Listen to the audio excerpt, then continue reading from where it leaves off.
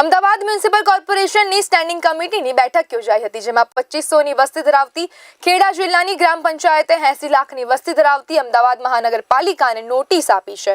અમદાવાદ મહાનગરપાલિકાએ રાસ્કા કેનાલ બનાવ્યા બાદ જિંજર ગ્રામ પંચાયતમાં 1,15,14,373 રૂપિયાનો ટેક્સ નથી ભર્યો, જે મામલે નોટિસ આપવામાં આવી છે. નોટિસ મળ્યા બાદ તાત્કાલિક ટેક્સ ભરવા અપીલ કરવામાં આવી છે. વધુમાં અમદાવાદ શહેરમાં રોડ પર લેફ્ટ સાઈડ ખોલવા બાબતે પણ ચર્ચા કરવામાં આવી રહી છે. અમદાવાદ મહાનગરપાલિકા દ્વારા મહી નદીમાંથી જ્યારે પાણી આવતું હોય એ વિસ્તારના લોકોને પાણી મેળવવા માટે આપણે વાત કરી કે પ્લોટ એક્વાયર કરેલો હતો, પરંતુ કોઈ કારણોસર ગ્રામ પંચાયત દ્વારા અથવા તો આપણે વાત કરી કે મહાનગરપાલિકા દ્વારા સંકલનના કારણે આ પ્રશ્નો ઉપસ્થિત થયો હતો.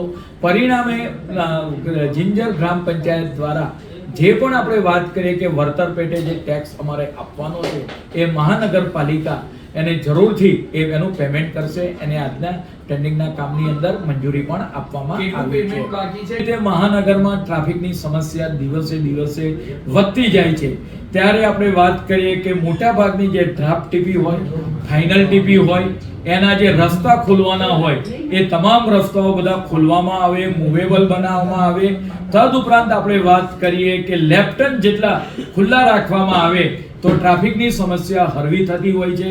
પરિણામે લેફ્ટન બાબતે પણ યોગ્ય ચર્ચા થઈ છે અને મોટા ભાગના લેફ્ટન ખોલવાથી ટ્રાફિકની સમસ્યા ઓછી થતી હોય છે.